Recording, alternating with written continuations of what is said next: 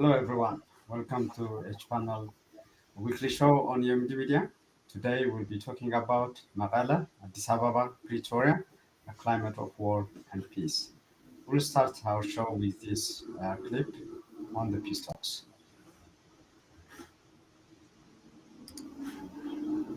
Formal peace talks between warring sides in the brutal two-year-long conflict in Ethiopia's Tigray province has now entered into day two. The talks are being held in South Africa and are led by the African Union. The negotiations in Pretoria follow a surge in fierce fighting in recent weeks that has alarmed the international community. It has also triggered fears for the civilians who are caught in the crossfire. The talks opened on Monday and are due to run until Sunday, and the dialogue between the negotiators from the Ethiopian government of Prime Minister Abiy Ahmed and also the regional authorities in the war-stricken Tigray has come almost 2 months to the day since the fighting resumed, shattering a 5-month-long truce. So far, there's complete media blackout on the deliberations. However, the people who are leading this mediation efforts have now brought into question about what is unfolding in this conflict. Meanwhile, the African Union Horn of Africa envoy and the Nigerian president, former president Olusegun Obasanjo, who is the talks chief facilitator, has experienced some headwinds. Now, according to some parties who've raised their concerns with the United Nations, they feel that Obasanjo has neither inspired trust nor has satisfied the other criteria for being a mediator. Now, Obasanjo's impartiality has also been questioned by one of the parties, even calling for him to step aside. They feel that his resignation will actually help avoid unnecessary political wrangling and prevent the forum shopping and fast-track the selection of new mediators, and will commence the negotiation process on to certain more substantive issues. And this is where Kenya's ex-president Uhuru Kenyatta, of course, comes in. The former head of the state is part of the mediating team, who's received admiration from some Ethiopians who have urged him to replace his Nigerian counterpart. His office has, however, clarified that Uhuru Kenyatta has not expressed willingness to head the peace talks. Now, there is now a conundrum on the mandate of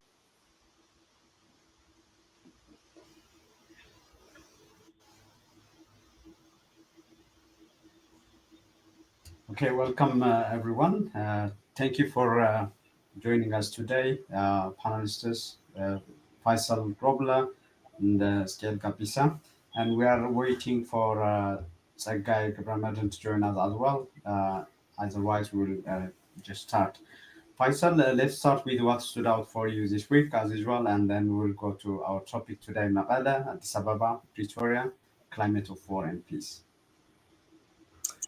Thank you very much, Getachew, and I say hi to Skel. I think what stood for me this week is the murder of MP Jawaria Mohammed Subis,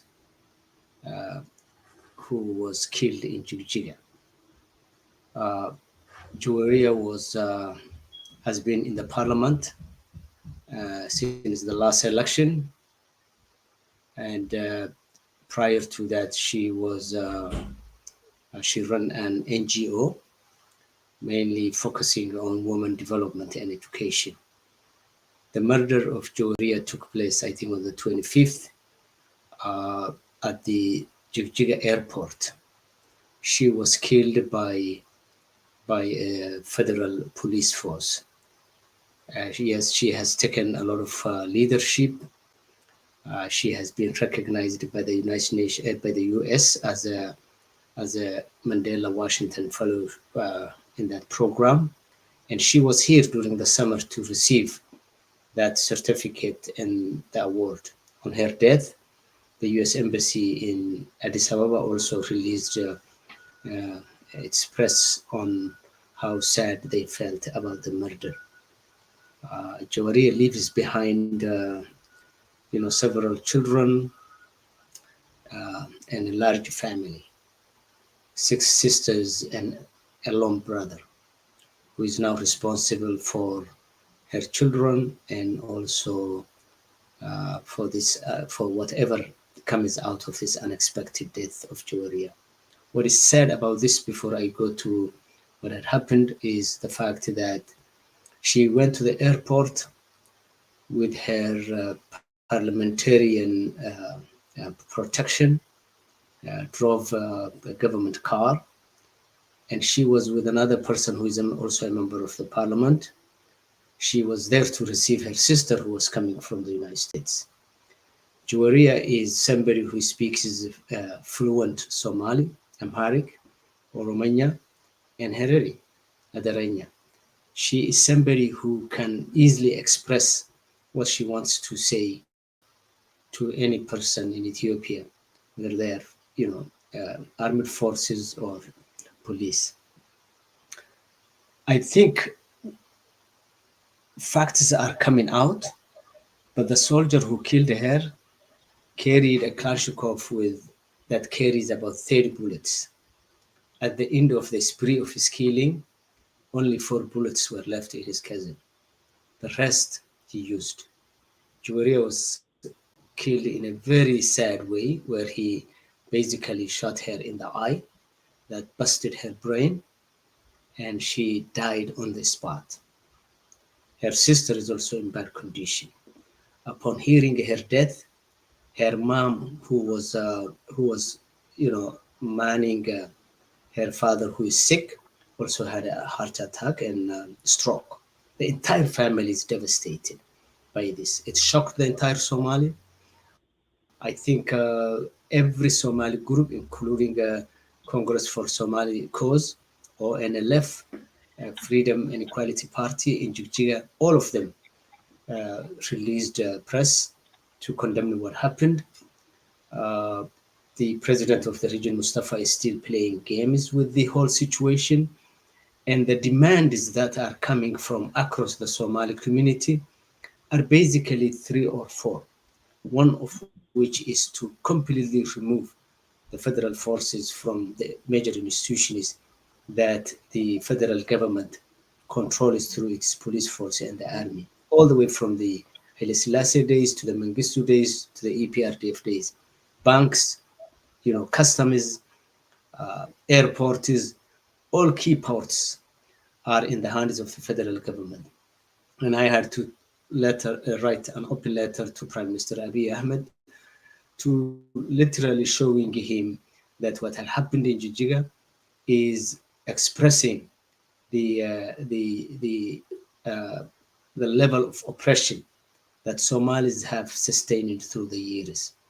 I think what happened is a culmination of the way Ethiopian government through historical periods handled Somalis, that they are not even second-class citizens. Some of us compare to Somalis, the Somali question to the Palestinian question. Others equate the Somali question to the Chechenian question in Russia. Others are comparing the Somali question to the Muslim Myanmar situation.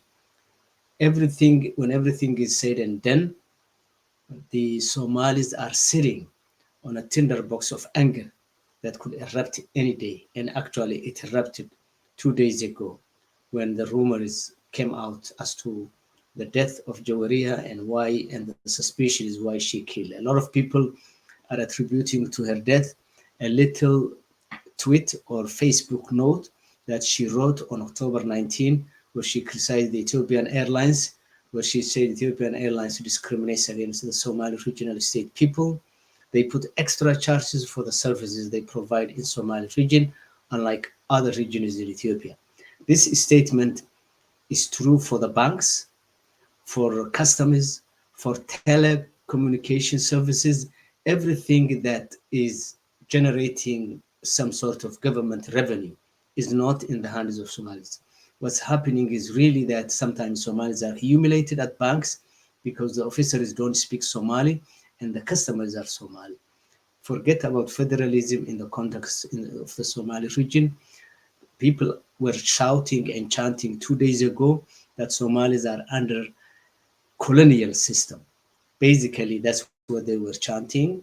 And in order to disperse it and down Mustafa, down Abiy, that's what they were calling and saying, and down Ethiopia. And we don't want Ethiopia. We have never been part of Ethiopia. So I don't know how the government of Ethiopia would handle this, but Somalis are, expressing their indignancy toward this the government is presence in their area and how the government treats them. And this was just one incident of many, many incidents that I have covered in that letter that goes all the way to the 1940s, including the 1957 hanging of 7 Somali leaders. What's very sad is that we were celebrating on the 22nd of October the what happened in 1957 in Jijiga, where leaders were hanged up, hanged by the Haile Selassie government, and basically people were let watch this for days. The government would not bring the dead body down, and some of the people who were that day watching this are still in their late 60s and early 70s. People have written about this. So I think the Somali question is one of those unfinished work in progress in the Ethiopian situation, and we have to watch what happens in the future. Thank you very much. Thank you, Faisal, for that sad incident update. Professor Ezekiel, what stood out for you? Yeah, I mean, I just wanted to say, yeah, my condolences to the families of the MP, the Somali MP, who was brutally murdered. Um, Now, when an important person like her dies, it gives face or gives face to the thousands and tens of thousands of Ethiopians who are similarly brutally murdered every day. But it symbolizes the brutality that is reigning supreme in the country. Having said that, I think what happened in the Somali region also uh, adds to what I have observed this week. We know that there is a civil war in Ethiopia, and people talk about the reinvasion of Tigray, which is part of this larger civil war that is going on in the country. Here, an example is from the Somali region. There is Tigray, but it's all over Ethiopia. There is indeed a civil war in the country. What the reinvasion of the Tigray region portends, it looks like at long last, the international community has recognized that whenever the Ethiopian government and the Eritrean government, in collaboration with the Amhara regional government, enter Tigray, what's going to happen is clear. All kinds of crimes that are committed in the midst of war, or the heinous and hideous crimes that the world had I did not expect to see in the 22nd century, is happening. So regardless, the Tigray war is a forgotten war, or at least has been the forgotten war. That's what it is. It's a forgotten war, uh, even though it is the largest conflict in the world. The last time that one of the commanders of the Tigray Defense Forces spoke about it, that about 1 million people are involved in combat.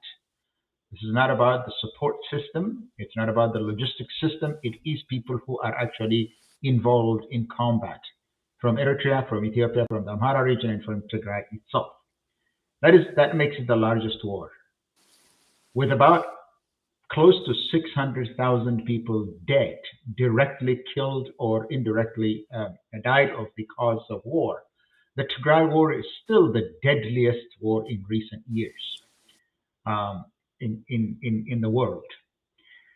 Today, I think in my calculation, it is 771st day. And at 771st day, the Tigray war is the longest and the worst sieges of an entire region. In that sense, it is really the first. But that's a forgotten war. It's a war that the world should have paid attention to. It's a war in which genocide has been committed. War crimes, ethnic cleansing, all kinds of unimaginable crimes were committed in it, but it is forgotten. But at least this time, the world seems to have woken up to what might happen in Tigray and paying diplomatic attention to it at least. While the world is waking up to the realities of the Tigray war, which I just described, there is a hidden war. There has been a hidden war in the Oromia region of Ethiopia, where the federal army, the Ethiopian National Defense Force, and the Oromia Police and the Oromia Special Forces and other paramilitary groups that the Oromia regional government had organized, with help from the Amhara Special Forces, the Amhara Region Special Forces, and Amhara vigilante groups, have been waging war against the Oromo Liberation Army for close to 3 years now. In that sense, because since it started in November or December 2019, there had been war going on in the western and southern parts of Ethiopia. This is a hidden war, no less brutal and no less catastrophic than the Tigray war, but it has been going on. That's why I call it the Tigray war is the hidden, forgotten war. This one is the hidden war. The war that this Prosperity Party had launched against the Oromo Liberation Army therefore precedes the Tigray war. It started after the Ethiopian government went back on its promise with the Oromo Liberation Army to demobilize its armed forces, but then went back on its promise. It started then, and since then, the war had been going on the state of emergency with no civil administration in the region, all communications cut off, all energy supplies cut off, and all economic activities, farming and urban businesses suspended. That's what was going on. What is new today or this week is that the government now started bombing on a regular basis using drones and helicopter gunships. On October 20th, in a place called Mekelle, about 70 kilometers northwest of the capital, 14 people were killed and many were wounded. 3 from the same family, 3 boys from the same family were killed. At the same time, many were killed in about 400 kilometers west of the capital city in the East Wallagga region, to the south of the capital city of Mekelle, in a place called Nunukumba, where helicopter gunships went back and forth again and again, and indiscriminately fired at people they suspected are in the forest. Then on October 23rd, in a place called Chobdi, this is also about 50-60 kilometers to the northwest of Addis Ababa, there a drone hit people who were actually in church attendance, and more than 80 were killed, more than 120 were wounded. So there is war in the north. There is a forgotten war in the north. But this week, what stood out for me is that there is a hidden war that's going on in the Oromia region. Thank you, Skel. I'm trying to get a guy who joined us a bit late to, yeah. Sagai, can you hear us? If you can hear me, welcome. I'm glad you joined us, and I just want to ask you the same question. What stood out for you, maybe from the economic lens or in general as well? If you can hear me.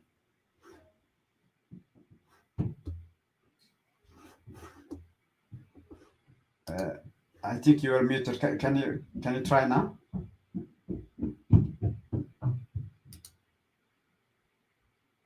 Is it only for me? We can't hear you. Okay, you are back now. Okay, go ahead. Okay. Oh, you can hear me now? Can you hear me now? Yes. Can you hear me now? Yes. No? Okay. So sorry, I have been out of town. I'm still out of town, so I'm trying to join by mobile. So apologies for the inconvenience. So what stood out for me in the last few days is the sort of the fake news in Twitter about the war in Tigray. Despite the negotiations happening in South Africa, there has been, I think, there was a sort of a Twitter campaign that sort of tried to send information or disinformation that the Ethiopian army and the Eritrean army have been close to Mekelle, and then the negotiation will be just sort of to ensure that TPLF would surrender. So that sort of misinformation really was what stood out for me. And from the economic point of view, it's probably not this week, but the sort of the banning of imports of around 38 categories of goods and goods, not services, in order to sort of alleviate the foreign exchange shortage in Ethiopia, was also surprising for me. So these two stood out for me in the last 1 week. Or 10 days. Thank you, Sangai. I think we will talk about that a bit later, but this is a video of Abiy Ahmed talking about why Muslim Ethiopians should go to Mecca while they can do it in Ethiopia. So there was an explanation given why he is saying that. It could be related to foreign currency shortage, and the report says out of the eligible 19,000 slots for this year, only 4,000 Ethiopians were allowed to go out. So let's hear what Abiy Ahmed says in that subtle message about the economic situation. ልክ እንደዚሁ ሰው ወደ መካ ለሐጅ ከሚሄድ እዚሁ መሆን አለበት የሚል ደግሞ ወደ ባሌ አካባቢ ድሬ ሸከና ሁሴን ሶፎር አካባቢ እንዲህ የሚያስደንቅ ስራ አለ። ኢትዮጵያውያን ቀደምት አባቶቻችን አንድ ነገር ሌላ ቦታ ሲያዩ ሄዶ ማድነቅ ብቻ ሳይሆን ትምህርት ቀስመው አገራቸው ውስጥ ማኖር አልቆ አሳምሮ ማኖር ይሞክሩ ነበር። ያ ነገር እንዲቀጥል ባለማድረጋችን ነው ዛሬ ችግር ውስጥ ያለው።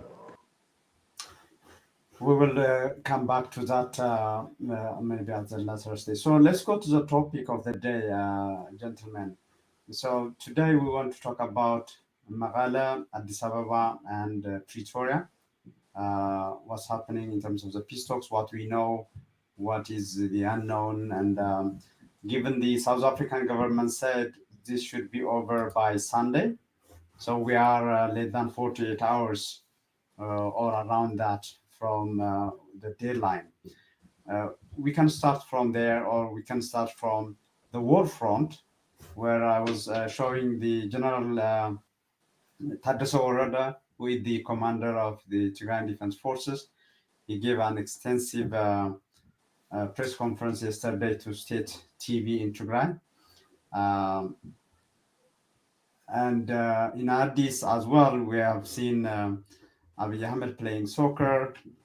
So there is a lot of mixed signal from all these cities. So Faisal, what are you reading in terms of what is happening in all these cities? Yes, I think the guy touched one important thing that's probably very key as part of our ability to really look into what's going on behind the closed doors, which we are not privy to. The guy said that all the Twitter information that has been released by, it's a designed Twitter release from Arat Kilo to really show that Abiy is gaining a lot of success in the war and he's going to capture Mekelle. I think there are two messages embedded in that. One, in the event that some breakthrough comes from the talks, Abiy wants to say that we did this although we had the upper hand. In the event that things don't go the way the world wants, Abiy wants to say, well, it didn't work because we didn't want to lose the victory that we scored so far. So I think what you see is not by accident, it's by design, a propaganda design to just situate what Abiy would be saying later on, whatever comes. In terms of the talks, uh, I mean, one, we do understand by now that the entire world seems to be shaping one single long stand on what's happening in the war in Ethiopia, including Oromia, which is now, as Scale said, the hidden war, and the devastation is getting momentum. The world wants the war to stop and to go back to feeding people and to lift the siege in Tigray, to stop the use of drone both in Oromia and in Tigray. I think the world have had enough of what I said to Al Jazeera this last week, sitting by the sidelines. The US and everybody has taken this Black African war as a casual war, not to mention the fact that 1 million people, soldiers are participating, and over 600,000 people have died so far. Never happened in our memory. So, up to this point, it was a Black people's war. Now it's becoming to be a world war. And with the world war, the Holocaust Museum talked about this and issued its concern the first time since the Rwanda probably massacre. The war became intolerable to the globe and to humanity. If any world power, particularly the United States, who has been active in the sustenance of Ethiopia from the 1940s, since Kenya Station was established, since the Somali region was incorporated into Ethiopia with the help of the United States. The United States has always maintained Ethiopia, irrespective of what the propagandists say. Those ignorant who says America is out there to destroy Ethiopia. No, America has a checkered, a clean history when it comes to maintaining and sustaining and protecting Ethiopia, whether we like it or not. I don't like that, but that's the reality. Now, America needs to be the adult in the house and show Ethiopia tough love. Tough love means this is what's wrong and this is what we're going to do. We're going to use our political muscle to get a positive influence, and we are going to use our financial muscle to get positive influence. What is that positive influence? Unlike what the ultra nationalists and propagandists are saying, the only positive result that the world is looking today out of Ethiopia is not to topple the regime, is not to do anything, to just let people live. If Ethiopia cannot swallow that, I don't think it's worth to exist as a country. 120 million people should not be watched when cannibalism is taking place. What's happening today in Ethiopia is short of capitalism, but bigger than massacre and genocide.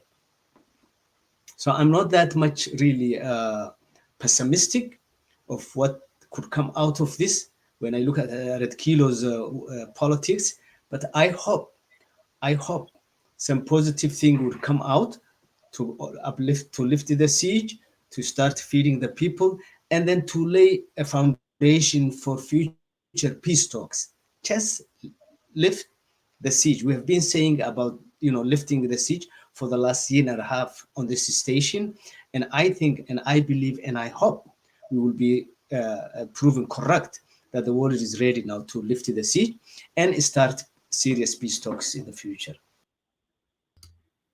Thank you, Faisal, for that. Ezekiel, this week also we have been hearing or watching, among others, Blinken pushing a lot, whether it's UAE or even Canada, AU, a strong message, what many consider could be the first time or unprecedented in terms of what the US was doing. So what are you hearing in terms of the prospectus for peace to come out of Pretoria 1, given as well that we heard reports that AU Obasanjo went to Pretoria with not much, commitment, whereas Uhuru Kenyatta and the South African former vice president are showing strong uh, commitment in terms of getting something out of these peace talks. You can also connect it to what's happening in the war front in terms of this Mekelle versus Pretoria. I guess that's the split screen in Ethiopia in general and in South Africa. That is, there is peace talks to end the war in Johannesburg, I think, and over in Ethiopia, Mekelle, the capital, saying that the Tigray region is busy to try to save as many people as possible from rape, from genocide, from massacre.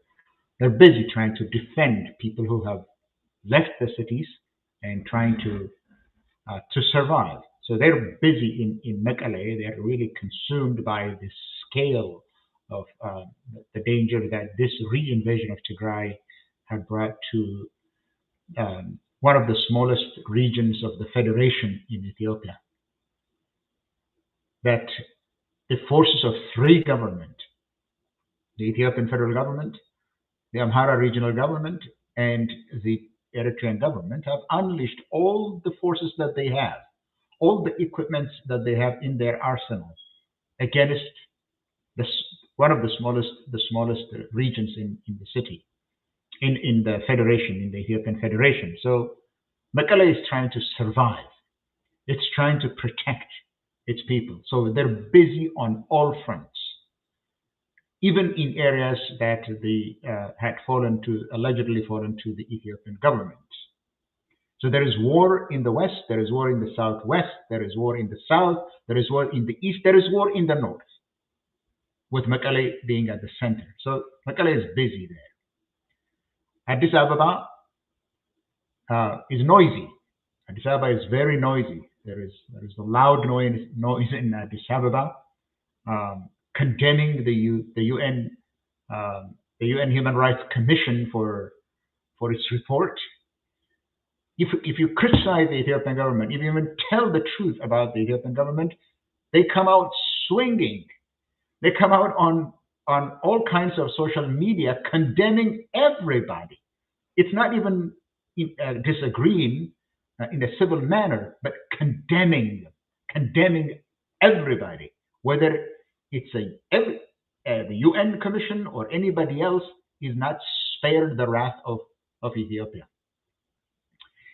If the United States tells the Ethiopian government to negotiate and bring about peace, stop their war, stop the bloodletting, they turn against them. They mobilize the people, they demonstrate in the capital city against U.S. colonialism, as if U.S. was a colonial power,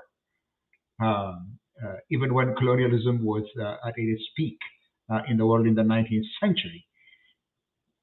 It's condemnation of anyone who says, stop this war. Anyone who says, stop this war, is condemned. So they're loud. Addis Ababa is really loud. Even if the Holocaust Museum in Washington, D.C. expresses its concern some genocide is probably in the making, where the signs of an impending genocide are everywhere, ubiquitous, commonplace everywhere. Anybody can see it. The Ethiopian government comes out condemning, assisted by its ally, the Eritrean government, condemning for expressing concern, for God's sake, expressing concern. Even the Ethiopian government should be concerned that there is an impending genocide that is going to happen in its own country. But everybody who disagrees with them, who criticizes them, they're condemned. So Addis Ababa is a different game. It's all condemnation and any criticism, any disagreement, even a friendly gesture saying that end this war would cause the wrath of the Ethiopian government. In Johannesburg, as you just said, it looks like the United States government has emerged as a main player. The U.S. Secretary of State has called just about everybody that matters in this case. He has spoken to William Ruto. He's spoken to the foreign minister of South Africa. He has met with Musa Faki in Ottawa. He has also rounded up the help of the Canadian Prime Minister to call Abiy and express his concern about what is going on in Ethiopia. The A3 in the Security Council have also stepped up their action. They have actually eventually issued a statement. So the diplomatic front is really busy. But the split screen, the other side, because it takes two to tango. It takes two to negotiate and end this war through negotiations. Addis Ababa is in the northern part of the country. It's waging a brutal war, unrestrained by anything. In Addis, they are waging the war of words. But in South Africa, they have people there. I am not hearing good things from there. And as was said, Mr. Obasanjo does not seem to know what's going on. Maybe senility has set in, but he is not in charge. And as was just said, and the rumors are that he is not really in command of all the facts and the intricacies and the nuances of this war. So it's grinding on, but it doesn't seem like anything is going toward any solution. But look, by the way, the Ethiopian government has not even said what it wants, except the slogans that you could read in the demonstrations in Addis Ababa. We don't even know what the Ethiopian government wants from this negotiations. What we know is that the Ethiopian government is not interested in any negotiated settlement.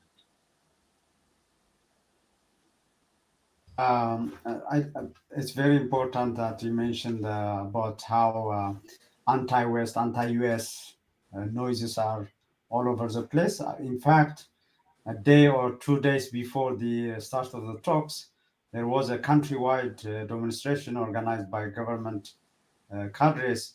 And this is from a city administration in Asosa, where it says there is no terrorism anywhere that is without the American hands. And it says if TPLF, the terrorist, thinks that it will receive aid or it will be it will get support from US for its terrorism, it should think twice and so on. So this is a city administration in a demonstration just 2 days or a day before the peace talks. Sagai, I want to come to you, and one of the things that General Taddese already said yesterday was how Abiy Ahmed's government, the Prime Minister, has a plan in place to install non-Tigrayan as the administrator of Tigray. And there was a report that EMB did today on how many people are angered by that. And the lessons that we heard the government of Addis learned from the past interim government, the Tigray interim government appointed by the Prime Minister, was that they were not enough. They were not sufficiently doing what they expected them to do. So with that and with what you heard from General Taddese Orada, what are you hearing? What are you reading in terms of the peace talks and what Addis and Mekelle have in mind as we just wait for the outcome of the peace talks on Sunday? Thank you very much. As both Roble and Professor Esquel said, at the moment, the largest war in the world is not in Ukraine. It's in Tigray. It's being waged by the government of Ethiopia and its allied militias, and also by the Eritrean army against the people of Tigray. After blocking Tigray for 2 years, after sieging the region for 2 years and denying the region from basic services such as telecom, electricity, banking, and completely collapsing the social and economic infrastructure of the region. When they thought the region is weak, they unleashed hundreds of thousands of infantry soldiers on all directions, 360 degrees of the region, and also drones and Su-27s by air. So imagine when hundreds of thousands of soldiers are involved, and when hundreds and hundreds, millions of people are being displaced at the moment. So the humanitarian catastrophe is unimaginable. So that's exactly what's happening in Tigray at the moment.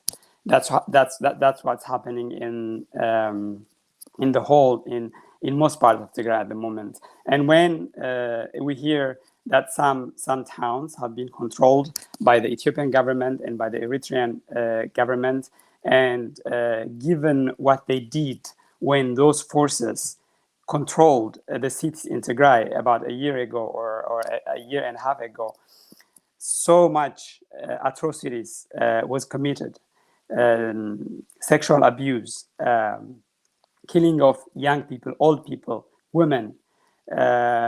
So given what they did at that time, when they are controlling cities at the moment, people are leaving their villages, their towns in droves.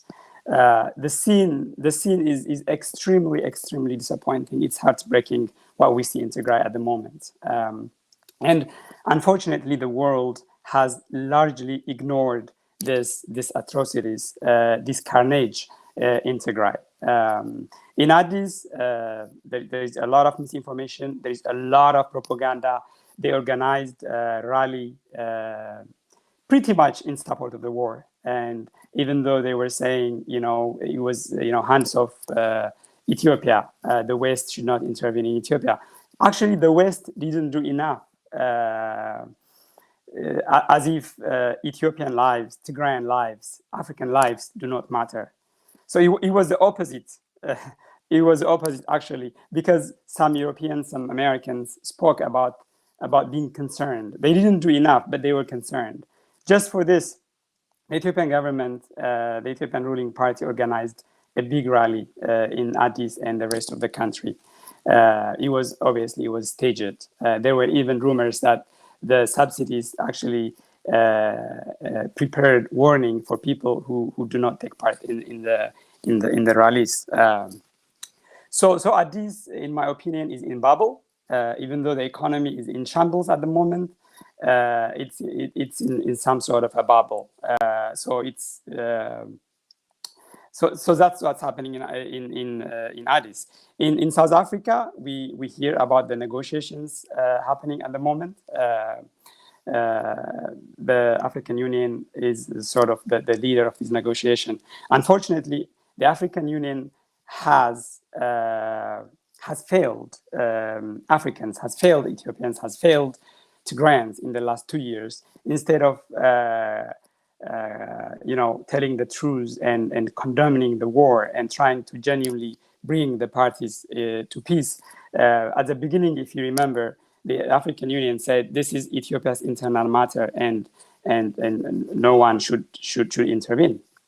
And then when they started their peace process, it was they never asked withdrawal of Eritrean troops. They never boldly asked the provision of public basic services to the people of Tigray.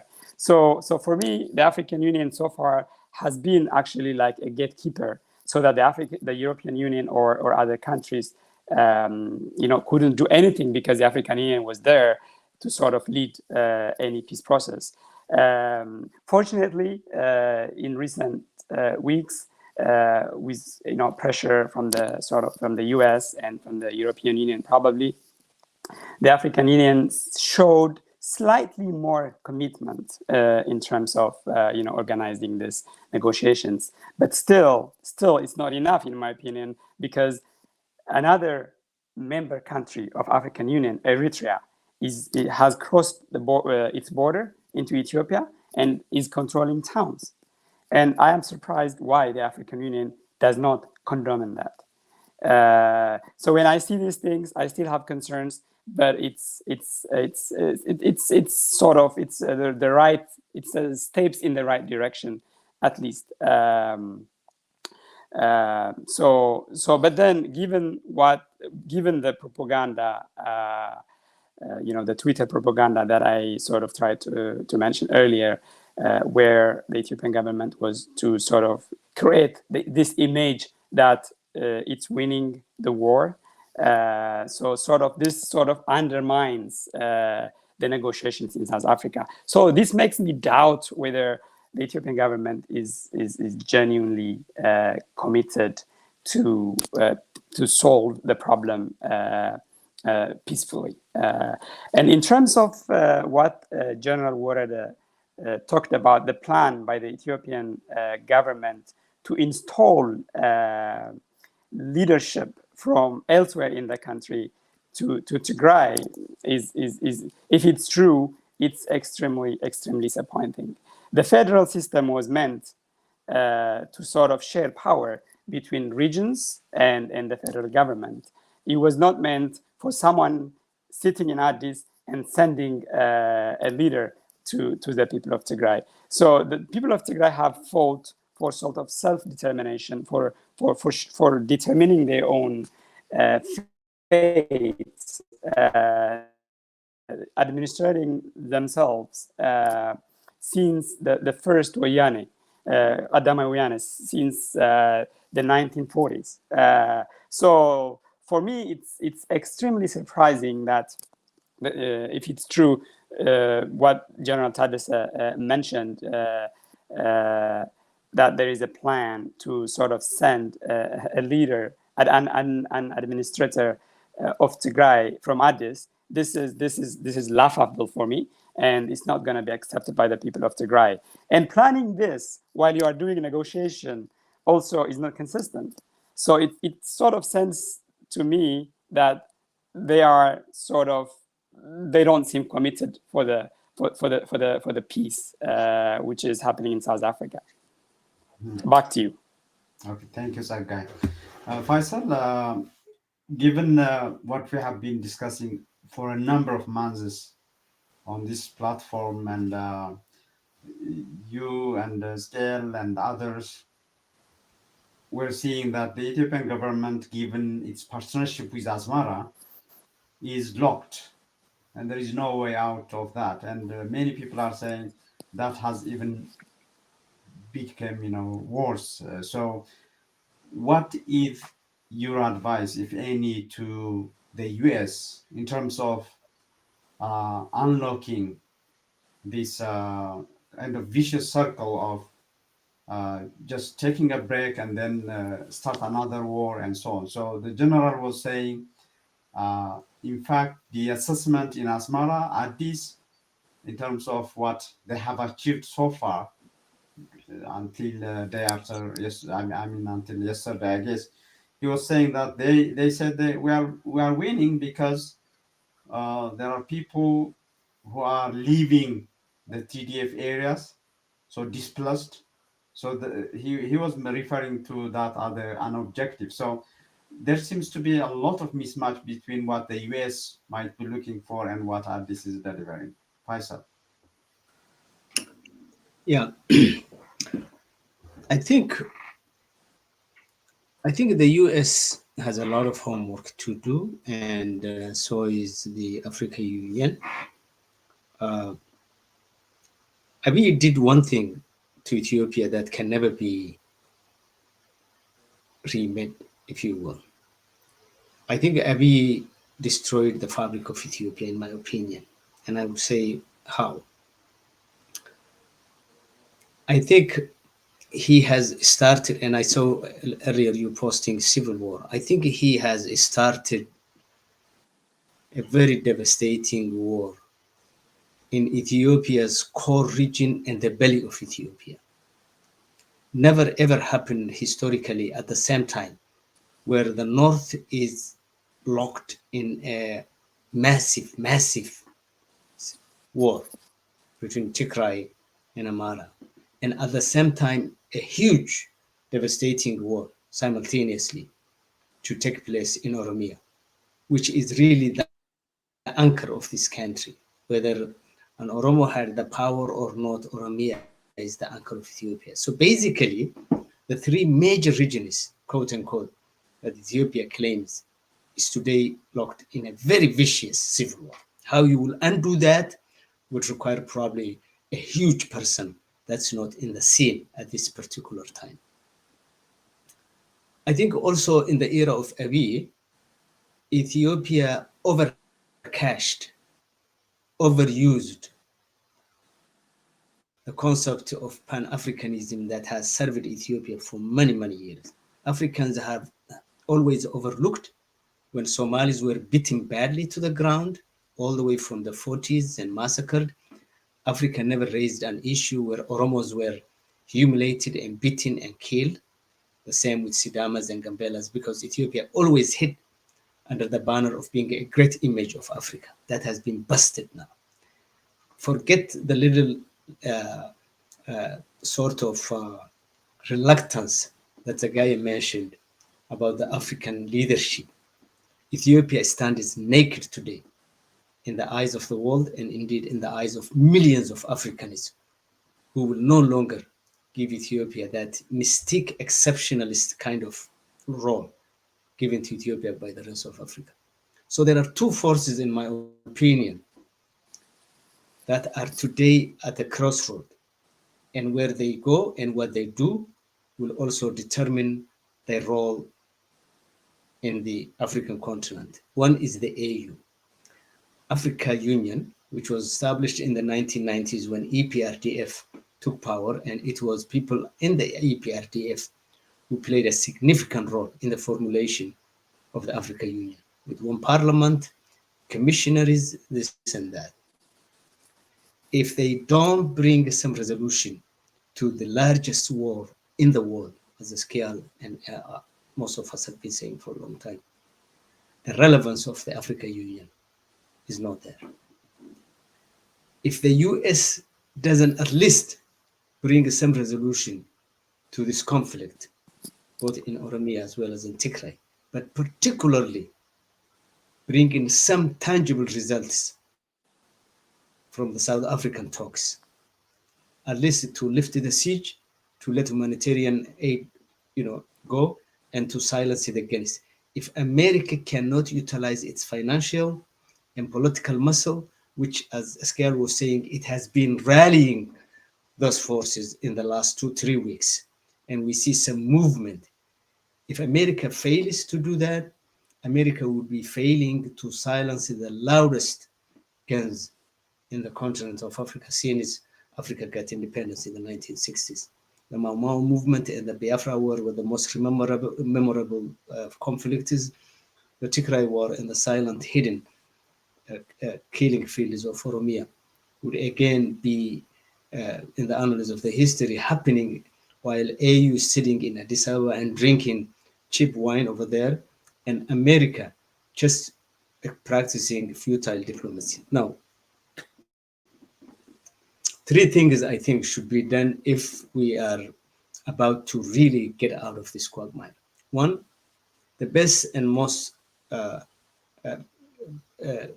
welcome scenario would be for the South Africa talks to succeed, to lift the siege, let humanitarian aid go through, silence it against, and then start a comprehensive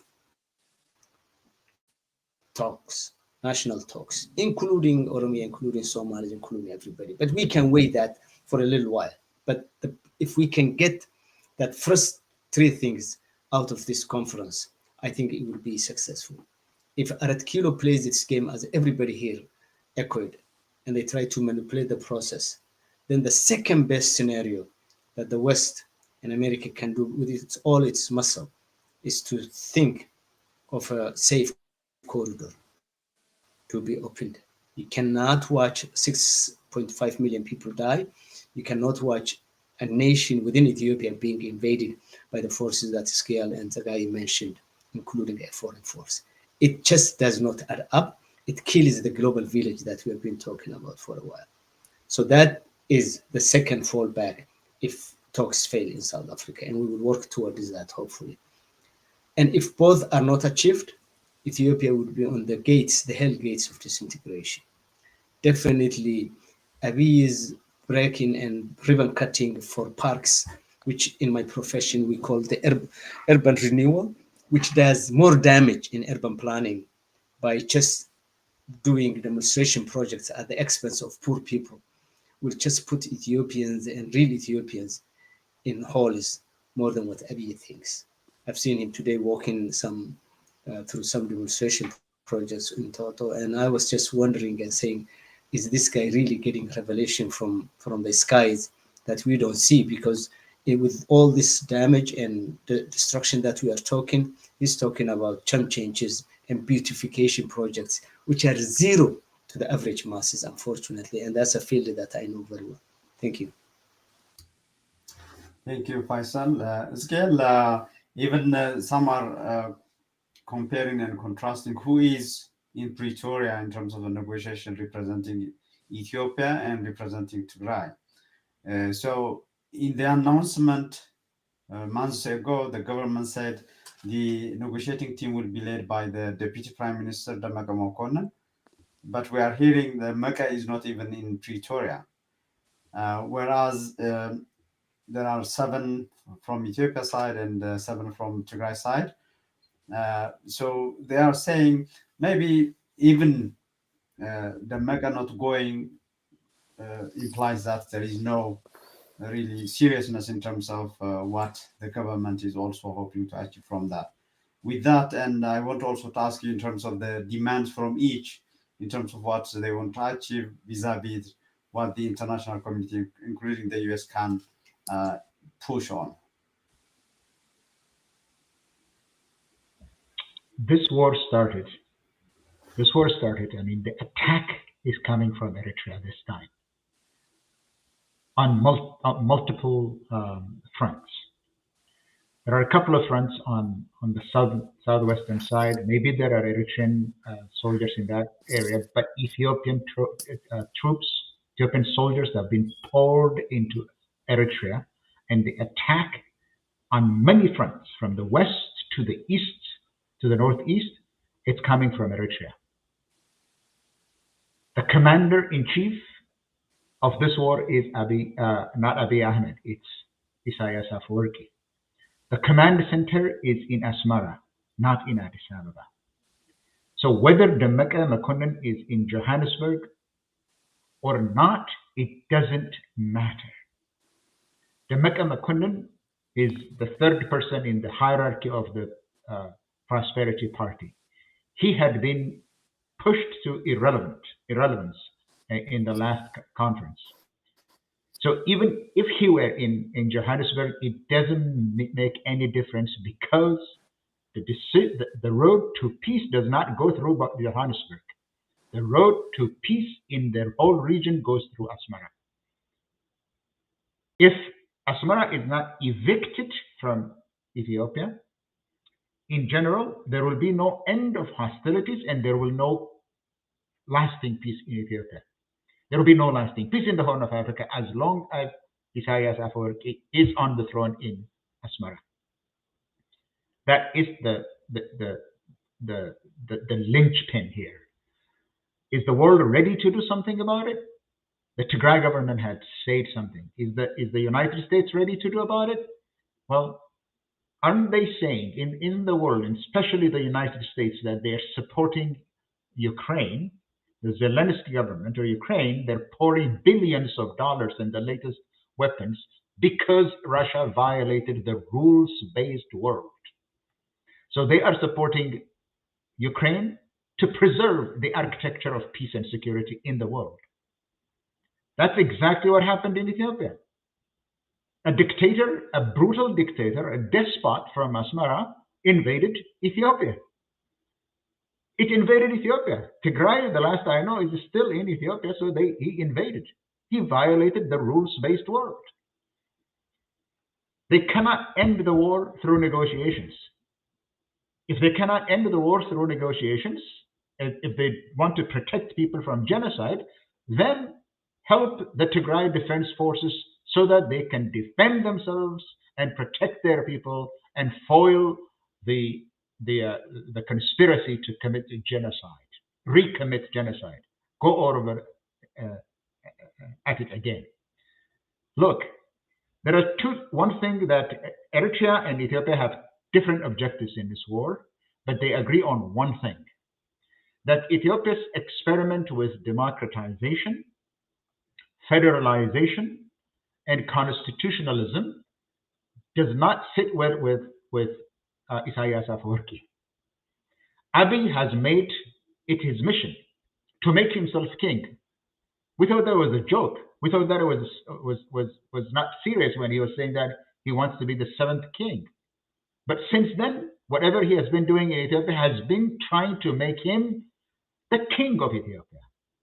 And he doesn't want the constitution, he doesn't want the plurinational federation, and he doesn't want democratization. And who is standing against his desire to be king of Ethiopia? And Asmara's desire, or Isaiah's desire to be the king of the Horn of Africa, it's Tigray. That's why Tigray is carrying the brunt of the resistance against the war against constitutionalism, plurinational federalism or multinational federalism, and constitutional rule. Your question is, what is the United States supposed to do? Well, maybe the diplomatic front, they've done what they can. They've marshaled all the forces that should be marshaled to try to bring to bear pressure on the Ethiopian government, and it's eluding them. It's not happening, because if the Ethiopian side is unwilling, they will drag their feet, they will do anything to delay, and then declare that they have entered Mekelle and there is no need for negotiations. In that situation, what the United States must do is to help the Tigray people, help to defend themselves, and that's what the Tigray government had asked. Short of that, this war is going to go on and on and on. Tigray is not going to disarm, as the Ethiopians are now saying. Tigray is not going to starve to death. They will be resilient people. They will be able to survive. The war is not just in Tigray. The war in Ethiopia is not going to end, because this is a war, as I just said, against constitutional rule, against federalization, and against democratization, and that affects all parts of Ethiopia. We have seen the evidence of it everywhere. This war is not going to end as long as Abiy is in power. The only way to end this war is to try to help the resistance fighters, those who are trying to defend their constitutional rights, their right to self-rule in a federal multinational federation, and the right to choose a government in which they live. I have more to say, but because this is there is an indication of what they're doing in Ethiopia, but let me just say that either help the people to defend their values, their souls, their identity, and their lives, or bring pressure to bear on the Ethiopian government, or choose any other means to evict Eritrea out of this equation. Less that, any effort, I don't think it's going to succeed. Thank you, Mekelle. Zagai, when we discussed last time, I think back in August, we heard the IMF was considering a visit in September, and of course that was postponed a number of times.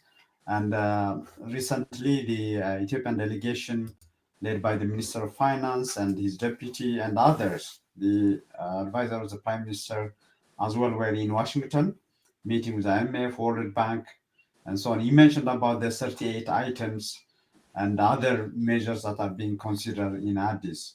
And this is a state finance minister, or deputy finance minister, saying to the Reuters, there is a connection with the war. This is, I think, the first high-level admission that the war had a consequence in terms of the economy and so on. So what are you reading? What are you hearing in terms of what might come or might not from the those that give loans to Ethiopia, the debt review and maybe restructuring, all that?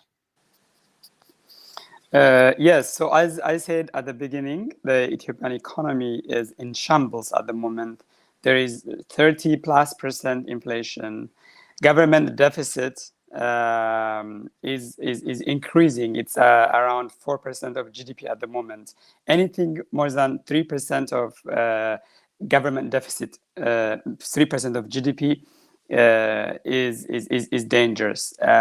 And the reason for this is because of the war, foreign direct investment has declined, and some forms of grants and loans have also reduced. So because of this, government has resorted to sort of borrowing from the domestic market through the treasury bills. And this itself is also driving inflation again. So at the moment, the Ethiopian government already, around a year ago, applied for debt treatment in order to restructure its debts, maybe increase its maturity, or sort of, maybe debt cancellation, some of it, including for the Eurobond. So before the IMF implements its programs in Ethiopia, IMF wanted to sort of decision from the common framework, G20 common framework, in order to restructure Ethiopia's debt. But that has been delayed because of the war, and Ethiopia's credit rating remains very low at the moment. So as we discussed a few months ago, there was a plan by IMF to sort of visit Ethiopia and try to design and implement its program.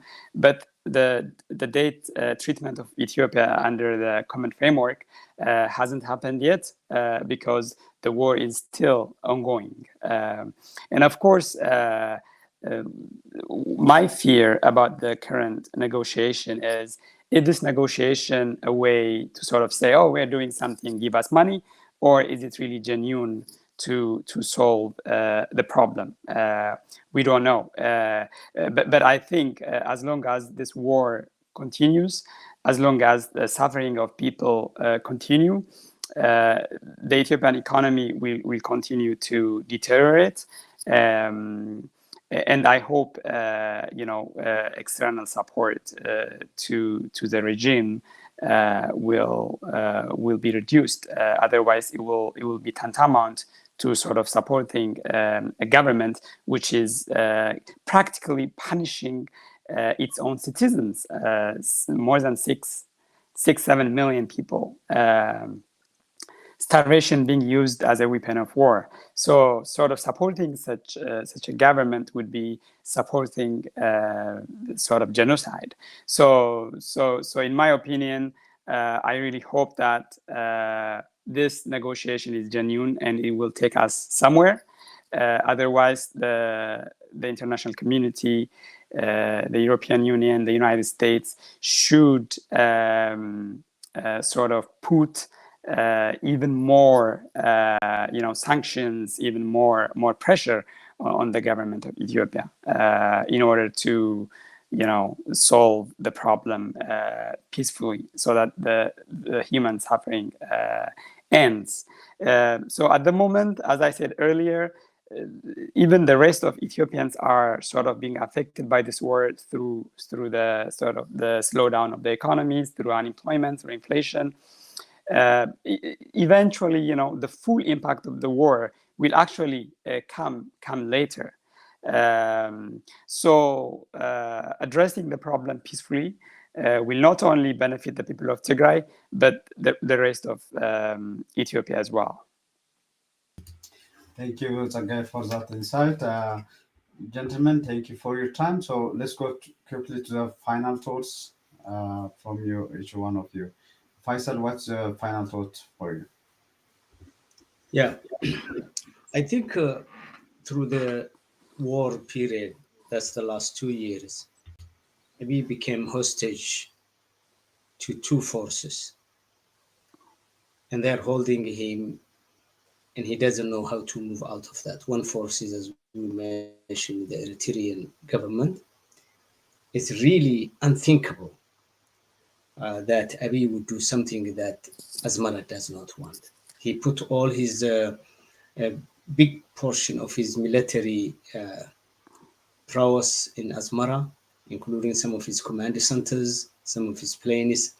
So he's a hostage to what Eritrea would say or not say. That's number one. Number two, he became hostage to ultra-nationalist groups who told Abiy what type of Ethiopia they want, and that type of Ethiopia they want is one that decimates TPLF and TDF, and they will push for that, and he's also a prisoner to that group. Abiy does not have at this point in time his own stand, because a leader is expected to really look at the pressures around him and then adjust his public policy, and he doesn't seem to be doing that. I think I have a sense, and I could be proven wrong, but I have a sense, as everybody said, that the people that are at Kilo sent to Pretoria, South Africa, are not people who make decisions. I even heard snippets of rumors that they openly say that they cannot make decision unless they consult with Addis Ababa, whereas the three delegation from Mekelle are making decisions on the spot. So, given what Abiy has been doing, I don't think a huge, result would come out from that.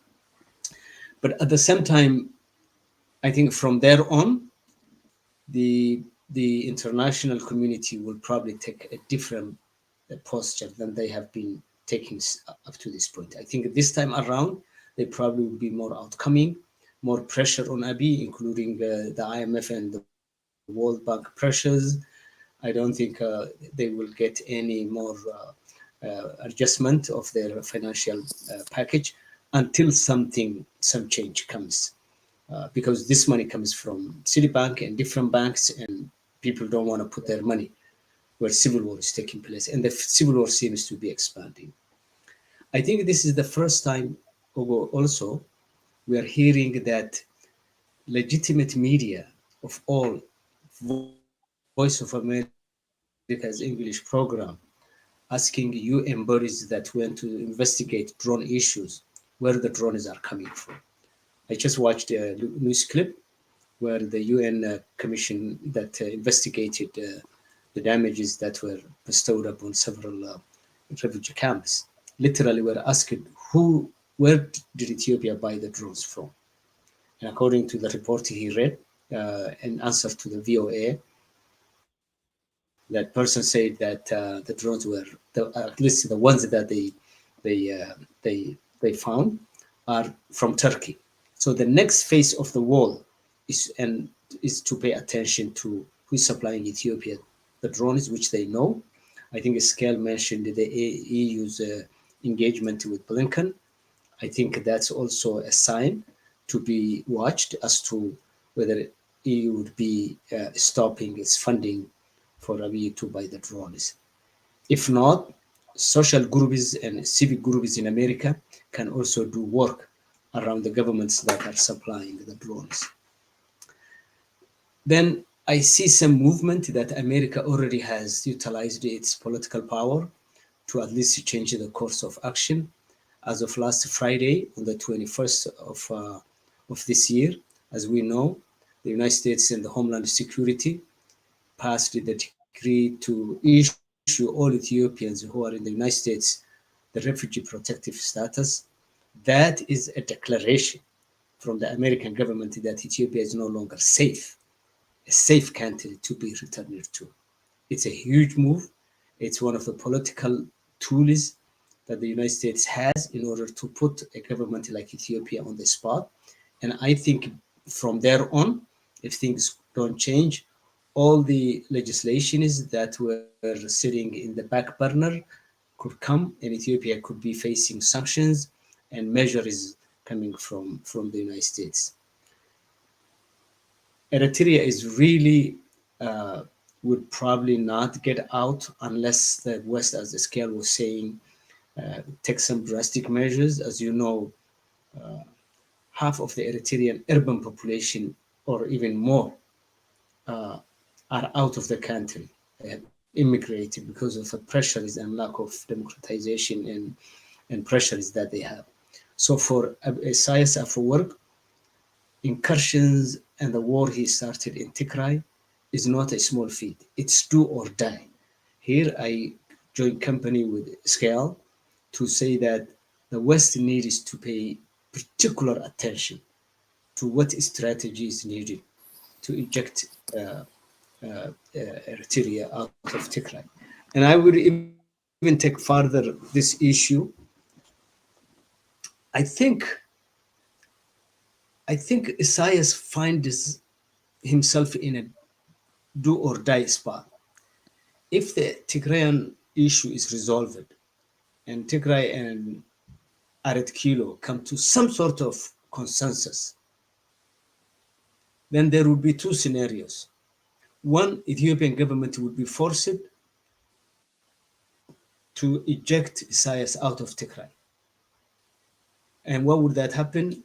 That would bring Tigray and Ethiopian forces probably together to do something about Eritrea. Because there is no way that Tigray alone would be fighting Eritrea. If peace comes and the two start talking and the two resolve their issues, would there be a scenario again where we repeat the 1998 Badime situation, where Tigray forces in collaboration with the Ethiopian National Forces attack Eritrea, who would be belligerent and refuse to get out of Tigray? That's number one. Number two, if peace finally arrives in Ethiopia, Assad will be null and void. Assad will not be needed. And that is making Isaias uncomfortable. Djibouti is here, which has expanded its ports for the last few years. Berbera is around the corner. Kismayo is there. Mombasa is there.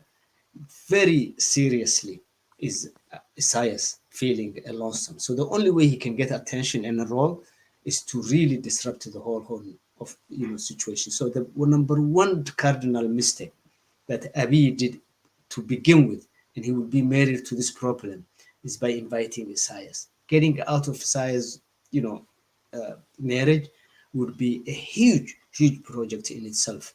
And I don't know what the answer is to that would be. Thank you very much. Thank you, Faisal. Talking about cardinal problem, people also talk about the cardinal problem or mistake.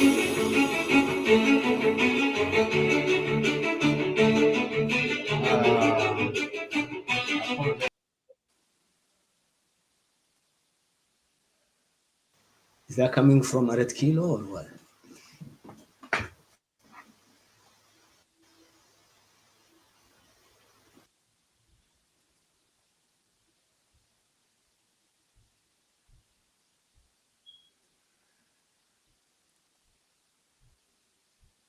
Extremely sorry. I don't know even where it was coming from, so I had to shut a number of channels. Yeah, so let me jump to the final thoughts from Mr. I guess the whole discussion was about Mekelle, Addis Ababa, and Johannesburg.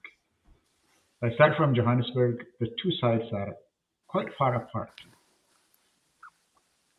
Mekelle is saying cessation of hostilities, immediate cessation of hostilities. Ethiopia is saying disarm the TPLF. It's a long bridge to bring this together. That disarming TPLF, if that is a condition for ending the war, it's not going to happen. So it's difficult. The other demand from the Tigray side is the unhindered humanitarian aid.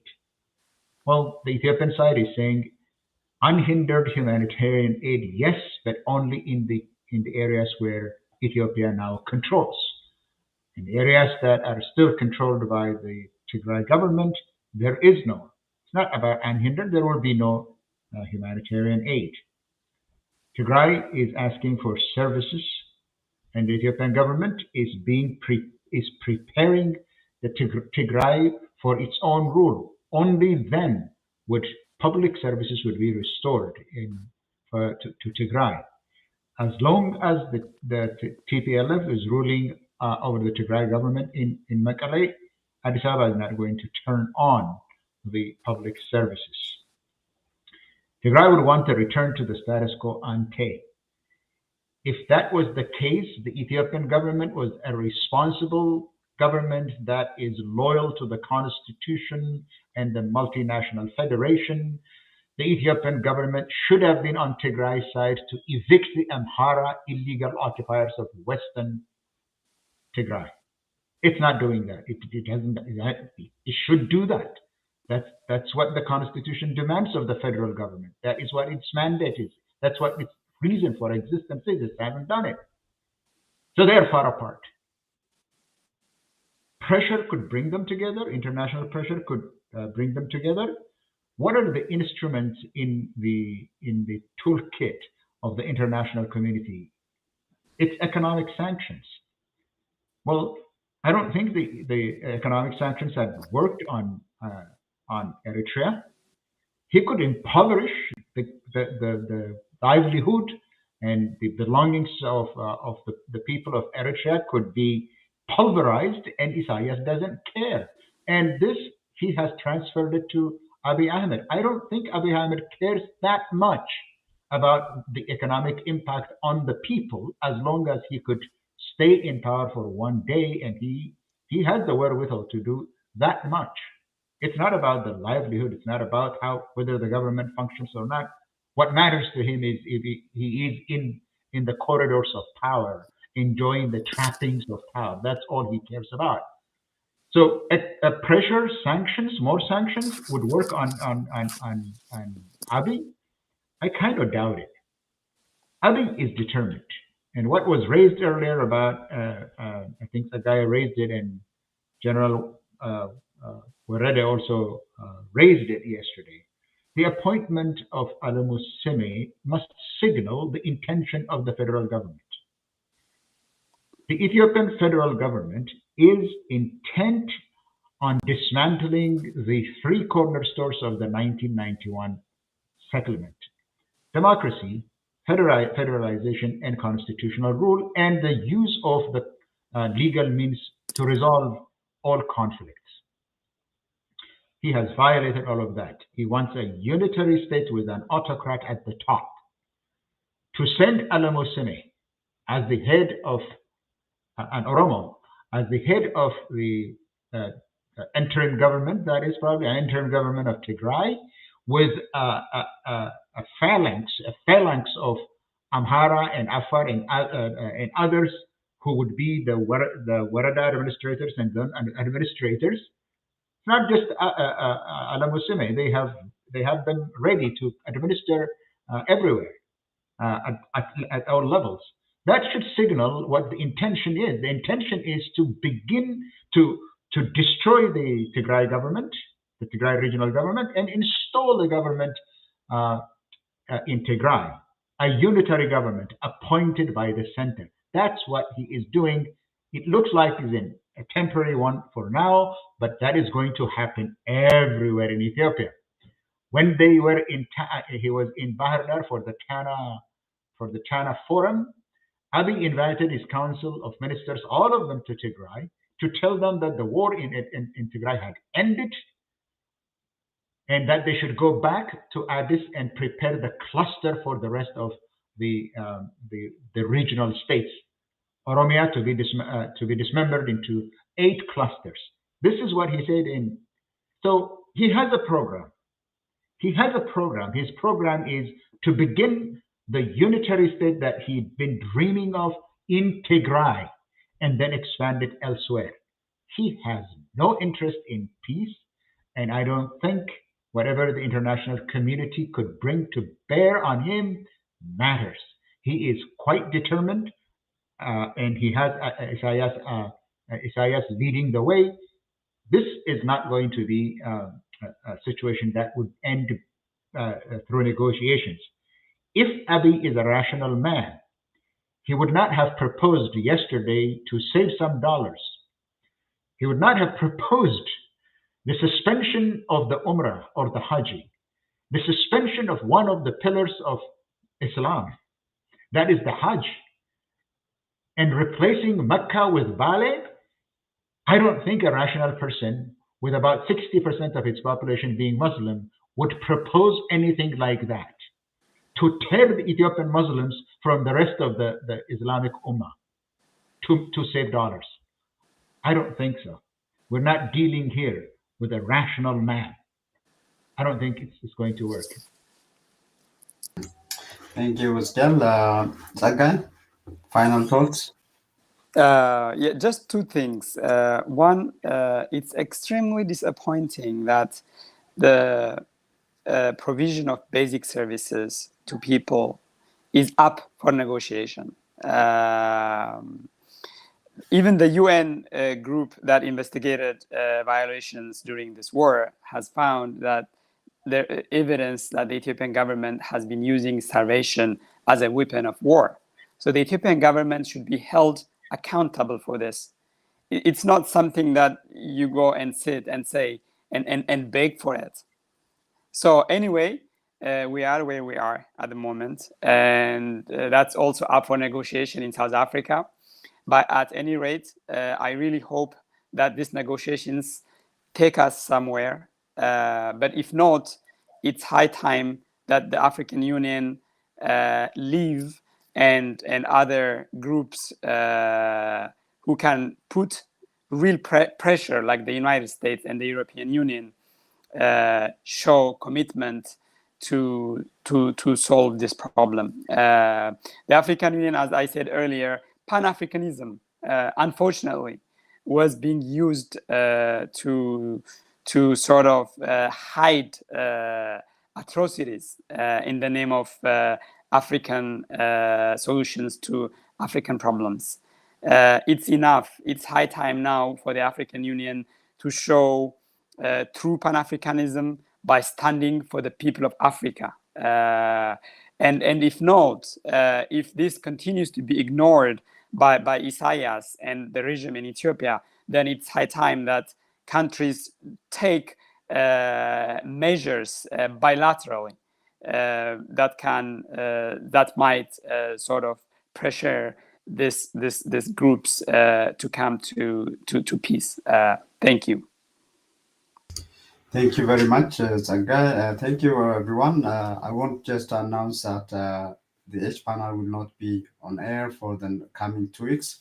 So we'll be back on the week of November 14th. Until then, it's goodbye from me, and thank you, Faisal, Mekelle, and Zagai. And I want to leave our audience with Zadale Lemma, who is the founder of the influential Addis Standard. She did an interview with Democracy Now! And in relation to what's going on in terms of self-rule and the fighting in Tigray, she says this. I want to leave our audience with that, and have a good weekend. Thank you very much for inviting us. Historically, Tigray has always been a place where the people hold the right to self-administer so dear to themselves. This is the third time that there is an uprising by Tigray against an attempt by the central government of the Ethiopian state to govern and rule that province. Historically, they have always been very much protective of their right to self-administer.